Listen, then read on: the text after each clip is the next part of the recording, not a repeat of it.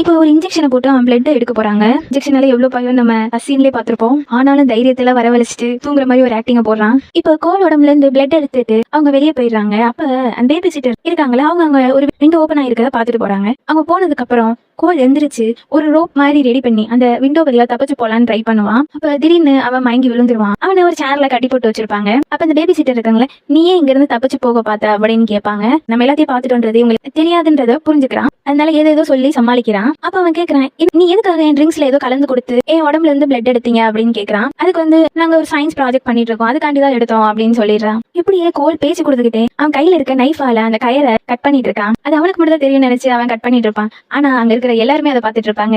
ஏன்னா அவன் பின்னாடி ஒரு மிரர் இருக்கு, அது வழியா இவன் கயிறை கட் பண்றத எல்லாரும் பாத்துட்டு இருக்காங்க. இப்ப கோல் சரி நான் உங்களை நம்புறேன், எங்க அப்பா அம்மா கிட்டே நான் சொல்ல மாட்டேன், என்ன விட்டுருங்க அப்படின்னு கேட்கறான். இவங்க பேபி சிட்டருமே சரி விட்டுறலாம் அப்படின்னு நினைக்கிறேன். அவங்களே அந்த கட்ட அவுத்தோட வராங்க. அப்ப பாத்தீங்கன்னா அங்க கரெக்டா போலீஸ் வந்துடுறாங்க.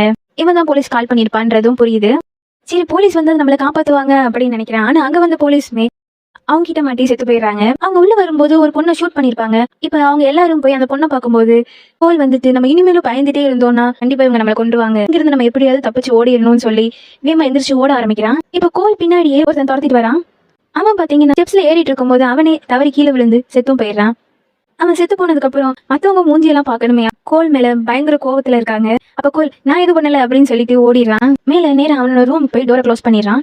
விண்டோ வழியா தப்பிக்கிறதுக்கு ஒரு ரோப் ரெடி பண்ணி வச்சிருப்பான்ல, அது வழியா தப்பிக்க ட்ரை பண்ணிருக்கும் போது ஒருத்தன் அந்த ரோப்பை மேல இழுக்க ஆரம்பிச்சிடறான். அப்ப ரோப்பை விட நம்ம கீழே விழுந்தாலும் நம்மளுக்கு அவ்வளவா அடிபடாது, ஆனா இவங்க கிட்ட மாட்டினா நம்மளை கொண்டுருவாங்க அப்படின்னு சொல்லி கையை விட்டுறான். இருந்து ஓடி போய் ஒரு பேஸ்மெண்ட்குள்ள போறான். அங்க பாத்தீங்கன்னா அந்த பேபி சிட்டரோட பாய் ஃப்ரெண்டை கொண்டிருப்பாங்களே, அவனோட பாடி அங்க இருக்கு. அதை பார்த்து பயந்துடுறான். அவங்கள தடுக்கிறதுக்காக வெப்பன்ஸை தேடுறான். அப்போ ஒரு ராக்கெட் மாதிரி ஒன்று கிடைக்குது, அதை எடுத்து வச்சுக்கிறான். அதுக்கப்புறம் அந்த பேஸ்மெண்ட்குள்ள இன்னும் உள்ள போயிட்டு அவன் மேல ஒரு பெட்ஷீட்டை போட்டு படுத்திருக்கான். அது யாருக்குமே தெரியாது. நைட் இங்கே இருந்து தப்பிச்சிடலாம் அப்படின்னு நினைக்கிறான். அப்ப பாத்தீங்கன்னா கரெக்டா ஒரு பொண்ணு பேஸ்மெண்ட்குள்ள வந்துருவா. அவன் தேடிட்டு இருக்கும்போது அந்த பெட்ஷீட் மேல ஒரு சிலந்தி விழுந்துரும். கோல் எல்லாத்துக்குமே பயப்படுற ஒரு பையன். சரி நம்ம பயப்படக்கூடாது, நம்ம பயந்தோம் அப்படின்னா இவங்ககிட்ட மாட்டிடுவோம், இவங்க நம்மளை கொண்டுருவாங்க அப்படின்னு சொல்லி தைரியத்தை வரவழைச்சிட்டு கொஞ்சம் கூட அசையாம படுத்திருக்கான். இந்த பொண்ணு வெளியே போயிட்டான்னு நினைச்சு அந்த சிலந்தியை தட்டி விட்டுருவான். அப்ப அந்த பொண்ணு அவன் பேஸ்மெண்ட்குள்ள இருக்கிறத பாத்துருவான். அப்ப இவன் என்ன பண்றான், இவன் ராக்கெட் மாதிரி ஒன்று எடுத்துட்டு வந்தான்ல, அதை பத்த வச்சிடறான். அந்த குழி மிஸ் ஆயிடுச்சு.